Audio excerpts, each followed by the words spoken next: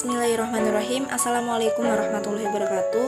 Untuk tugas kali ini mengenai review jurnal mata kuliah Sejarah Peradilan Islam dengan dosen pengampu Bapak Muhammad Mufti Al-Anam MHI oleh saya sendiri Salsa Devrita Melarani dari kelas 3C dengan nomor NIM belakang 076. Langsung saja saya akan melanjutkan materi yang pertama,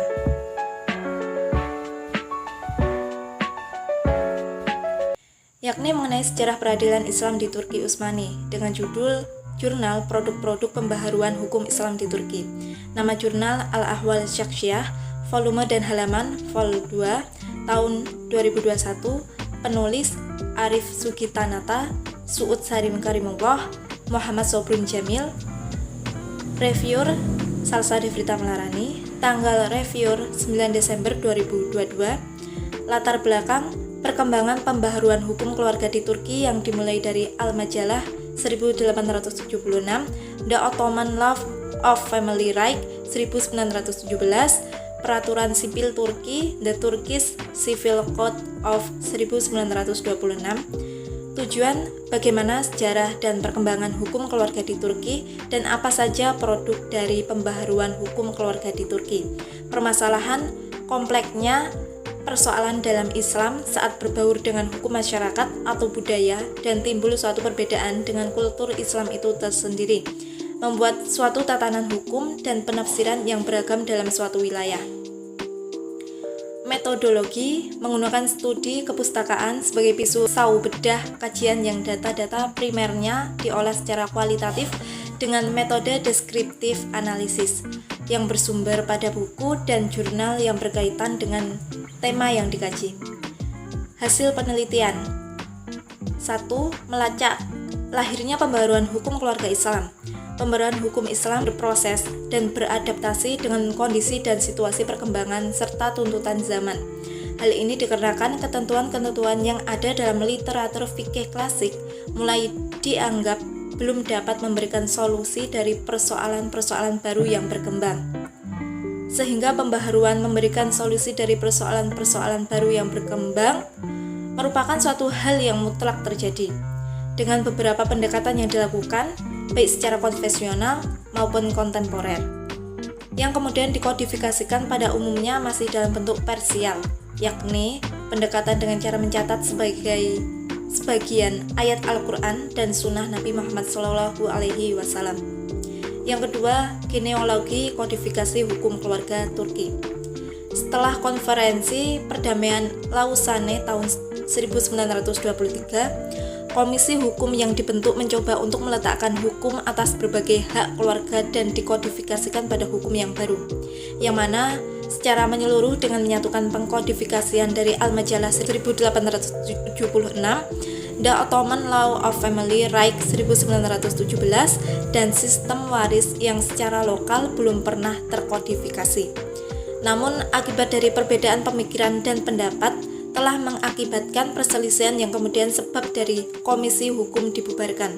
Setelah 1 tahun Turki menjadi negara Turki modern atau kita sebut sebagai Republik Turki, maka sistem peradilan agama dihapuskan di bawah pemerintahan Turki modern ini yang dipimpin oleh Mustafa Kemal Atatürk Al-Majallah. Sistem peradilan yang ada di Turki diganti secara total dengan menggunakan kitab hukum perdata yang diadopsi dari negara barat. Pembaharuan hukum keluarga di Turki Utsmani dan sekularisasi hukum dari Turki modern banyak memberikan dampak signifikan pada proses perkembangan dan pembaharuan hukum keluarga di dunia Islam. Yang ketiga, ragam produk pembaharuan hukum keluarga Islam di Turki. Di Turki Utsmani melakukan penyatuan hukum secara nasional tanpa melihat agama masyarakat, dan juga tidak ada pembedaan atas gender. Hukum keluarga Turki bersifat sensitif gender dalam konteks tujuan untuk meningkatkan status perempuan. Pada persoalan ini bisa dilihat dalam pemberlakuan atas larangan poligami, pembagian warisan yang berimbang antara laki-laki dan perempuan, serta kebolehan menikah tanpa wali. Maka dari itu, penulis akan memaparkan secara ringkas mengenai materi hukum tersebut yang berkaitan dengan hukum keluarga saja, antara lain khitbah atau pertunangan, batas minimal usia perkawinan, Untuk kelebihan, jurnal ini menjelaskan materi dengan gaya bahasa yang mudah dipahami serta memaparkan sejarah dengan baik. Kekurangan jurnal, terkadang terdapat beberapa kata yang memang sulit untuk dipahami. Kesimpulan, bahwa perkembangan dan faktor-faktor yang melahirkan suatu pembaharuan hukum bidang hukum keluarga Islam, yakni pertama, dengan hadirnya persoalan-persoalan baru di tengah umat muslim yang menyebabkan adanya kekosongan hukum. Khususnya bidang hukum keluarga, dan diperlukan jawaban dengan segera agar tidak menjadi persoalan yang panjang di masyarakat untuk mengisi kekosongan hukum tersebut. Yang kedua, sebuah keniscayaan yang menjadi tuntutan masyarakat muslim untuk melakukan pembaharuan yang merupakan efek dari perkembangan ilmu pengetahuan, bidang teknologi yang modern, dan melahirkan persoalan-persoalan baru. Yang ketiga, dorongan akan hukum Islam dijadikan sebagai pedoman dalam merumuskan hukum-hukum nasional di berbagai negara muslim. Lanjut pada materi yang kedua, sejarah peradilan Islam di Kerajaan Islam Nusantara. Untuk judul jurnal, Histori Pemberlakuan Peradilan Agama Era Kerajaan Islam dan Penjajahan di Indonesia. Nama jurnal Al-Hoda. Volume dan halaman volume 6 nomor 1. Tahun 2019. Penulis Faisal. Latar belakang, peradilan agama adalah salah satu dari peradilan khusus yang berada di bawah kekuasaan Mahkamah Agung selaku peradilan tertinggi di Republik Indonesia ini. Tujuan penelitian untuk mengetahui bahwa peradilan agama ini tidak terlepas dari perubahan-perubahan yang terjadi, mengingat tampuk pemerintahan Indonesia pernah dipegang oleh berbagai macam orang dengan latar belakang politik dan tujuan yang berbeda. Metode penelitian ini adalah penelitian kualitatif dengan pendekatan historis. Hal ini dikarenakan peneliti ingin mengkaji secara komprehensif peradilan dalam konteks sejarah. Data diperoleh dengan cara studi literatur di berbagai referensi yang membahas terkait dengan materi yang relevan. Analisis data dilakukan secara kualitatif dengan memilih data-data yang relevan dengan kajian ini. Hasil penelitian, maka bentuk peradilan telah ditemukan bahwa pada setiap peradilan di masa tertentu akan berbeda dengan peradilan di masa yang lain. Yang pertama, peradilan di masa Kesultanan Islam.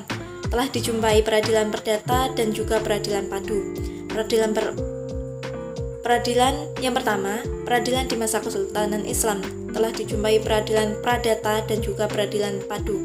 Peradilan pradata mengurus tentang masalah perkara yang menjadi urusan raja, sedangkan peradilan padu mengurus masalah yang tidak menjadi wewenang raja.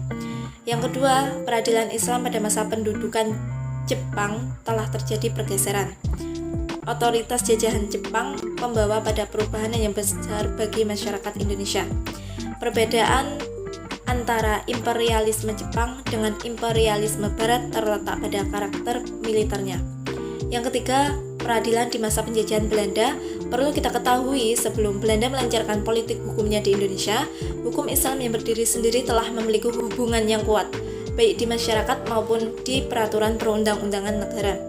Adapun masyarakat pada masa kerajaan sampai pada masa awal kolonial Belanda berkuasa dengan rela dan patuh serta tunduk mengikuti ajaran-ajaran Islam dalam berbagai dimensi maupun berbagai kehidupan. Kelebihan, jurnal ini menjelaskan materi dengan gaya bahasa yang mudah dipahami serta memaparkan sejarah dengan baik serta secara runtut. Kekurangan, terkadang terdapat beberapa kata yang memang sulit untuk dipahami. Kesimpulan, sebelum Islam masuk ke Nusantara, peradilan telah ada dan berkembang hingga datangnya Islam. Sifat Islam meniadakan pangkat atau kasta, maka semakin mudah Islam masuk ke dalam kerajaan-kerajaan, sehingga segala aspek yang beraturan ajaran Hindu saat itu beralih menjadi ajaran Islam. Oleh karena itu, kerajaan-kerajaan di Indonesia yang berdaulat adalah raja yang berkuasa atau raja itu bersifat mutlak. Akan tetapi tidak dapat disangkal pula bahwa di Indonesia tidak semua perkara diadili oleh raja, dan bahwa di tiap-tiap kesatuan hukum, tiap-tiap kepala adat atau daerah menjadi perdamaian. Perubahan perbedaan posisi serta wewenang peradilan agama dapat dibedakan berdasarkan periodisasi. Perjalanan historisnya peradilan agama mengalami pasang surut dengan hal posisi dan kewenangannya. Ini tidak lepas dari faktor keadaan politik dan kebijakan penguasa. keadaan sosio-historis masyarakat yang berkembang di Indonesia, hukum Islam, hukum adat, dan hukum darat Eropa. Lanjut pada materi yang ketiga, Peradilan Syariat Islam Mahkamah Syariah Provinsi Nanggro Aceh Darussalam. Judul Implementasi pada Hanun di Aceh terhadap anak di bawah umur melakukan perjudian. Nama jurnal Al-Manhaj, volume dan halaman volume 4 pp 325 sampai 336 tahun 2022. Penulis Dewi Cahyani Nikita Permatasari Pesti Nugroho Supolo. Latar belakang Hanun di Aceh merupakan peraturan perundang-undangan yang sejenis dengan peraturan daerah provinsi yang mengatur tentang penyelenggaraan. Tujuan penelitian untuk mengetahui tujuan hukum yang mendasari pengaturan peradilan pidana anak di Indonesia, seperti dalam paradigma perlindungan anak dalam pengembangan retributif dan retoratif. Permasalahan, banyaknya kasus tindak kejahatan yang dilakukan oleh anak di bawah umur memunculkan kekhawatiran bagi orang tua, masyarakat, maupun pemerintah melalui penegak hukum. Metodologi penelitian. Penelitian ini menggunakan metode pendekatan yuridis normatif. Bahan-bahan hukum yang digunakan berupa peraturan perundangan, seperti undang-undang putusan pengadilan hingga peraturan daerah. Pembahasan dilakukan dengan mengacu pada conceptual approach dan statute approach dengan cara mempelajari, memahami, serta menganalisa konsep-konsep dan menganalisis kasus dalam peraturan perundang-undangan yang berkaitan dengan perda, konun, dan diversi terhadap anak. Bahan yang dipergunakan dalam penulisan skripsi ini meliputi bahan hukum primer berupa ketentuan hukum yang bersifat normatif seperti peraturan perundang-undangan, keputusan maupun ketetapan dari lembaga yang berwenang. Bahan hukum sekunder diperoleh melalui penelaahan literatur seperti koran serta karya maupun tulisan para pakar hukum yang berkaitan dengan materi yang dibahas. Metode analisa yang dipergunakan adalah yuridis interpretatif, yakni dengan menginterpretasikan konsep-konsep yang ada tentang diversi terhadap anak yang bermasalah dengan hukum, baik itu diperoleh dari hasil mempelajari literatur, koran, maupun karya tulis dari para pakar hukum yang bersangkutan. Dari hasil analisa tersebut dapat diketahui hal-hal yang penting guna menjawab dan membahas permasalahan yang disajikan. Hasil penelitian. Hukum peradilan. Yang pertama, hukum peradilan anak di Indonesia. Undang-Undang Nomor 11 Tahun 2012 tentang Sistem Peradilan Pidana Anak selanjutnya disebut UU SPPA, yang memuat beberapa paradigma, diantaranya paradigma perlindungan, pembinaan individual, retributif, dan paradigma restoratif. Yang kedua, peradilan anak dalam Hanun Aceh. Sebagai perlindungan anak, hukum jinayat atau dalam hukum acara jinayat, maka anak dapat dikenakan peradilan sebagaimana Hanun hukum acara jinayat, namun tidak menggunakan ketentuan yang terdapat dalam Hanun Perlindungan Anak, yang merupakan sebagai wujud perlindungan khusus yang diberikan oleh negara kepada anak di Aceh. Dengan demikian, proses peradilan pidana yang diatur dalam Hanun Hukum Acara Jinayat dianggap sebagai wujud tindakan hukum bagi anak yang memenuhi ketentuan pada pasal 41 ayat 1 Hanun. Sebagai Hanun Perlindungan Anak, Hanun Jinayat tidak mengatur secara menyeluruh hal-hal mengenai peradilan pidana anak. Yang ketiga, pertanggungjawaban pidana anak sebagai pelaku perjudian di Aceh. Di dalam Perda Hanun yang mengatur mengenai maisir atau perjudian tidak mengatur secara khusus tentang pelaku anak di bawah umur. Hal ini terlihat dari pasal 5 yang menyebutkan bahwa setiap orang dilarang melakukan perbuatan maisir. Hal inilah yang bertentangan dengan Undang-Undang Nomor 11 Tahun 2014 tentang SPPA yang lebih mengutamakan upaya diversi terhadap anak pelaku daripada upaya sanksi pidana, apalagi penghukuman fisik berupa cambuk di muka umum, yang jelas akan mempengaruhi psikologis anak tersebut dan bahkan akan membekas seumur hidup dan mempengaruhi masa depannya. Yang keempat, diterapkannya Hanun bagi anak sebagai pelaku tindak pidana perjudian. Konstruksi Hanun di Aceh masih memiliki berbagai macam kekurangan, utamanya dalam hal pengaturan sistem peradilan pidana anak, sehingga apabila Hanun tersebut secara mutlak diterapkan terhadap mekanisme peradilan bagi anak yang melakukan tindak pidana perjudian, maka akan menimbulkan beberapa ketimpangan dan permasalahan karena adanya kekosongan pengaturan hukum dalam Hanun tersebut. Yang kelima, menerapkan UU SPPA dalam melengkapi Hanun Aceh. Peradilan hukum pidana yang secara khusus diatur dalam Hanun tersebut yang juga menyampingkan UU SPPA bagi penerapan pidana terhadap anak yang melakukan tindak pidana perjudian di Aceh. Yang keenam, menerapkan prinsip peradilan adat, proses penemuan solusi yang dapat diterima oleh para pihak serta bersifat memulihkan keharmonisan dan menciptakan keseimbangan baru dalam hubungan sosial yang ada di dalam masyarakat. Hal ini sejalan dengan tujuan restoratif yang hendak dicapai melalui UU SPPA dalam proses diversi. Kelebihan, permodelan yang terdapat dalam penelitian ini sangat membantu dalam menunjukkan hasil penelitian yang lebih akurat. Kekurangan, terdapat bahasa yang kurang mudah dimengerti, khususnya bagi para pembaca di kalangan umum. Kesimpulan, karena di dalam lintasan sejarah umat Islam di Indonesia, implementasi syariat Islam dalam perspektif ketatanegaraan selalu dalam koridor negara khalifah. Dari segi waktu dan situasi, selalu dalam suasana belum adanya pengaruh imperialisme epistemologi dan budaya barat yang signifikan. Dengan demikian, implementasi syariat Islam di era sekarang khususnya di Aceh masih dalam kerangka nation states, negara bangsa. Hal ini merupakan fenomena baru yang muncul di dunia Islam pasca Perang Dunia II.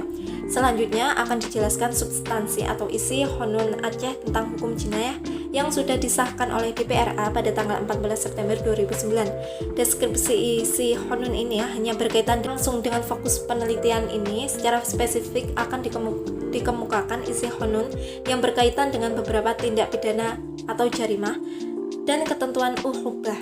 Sebelumnya, terlebih dahulu akan dikemukakan sistemika Qonun tentang hukum jinayah di Aceh.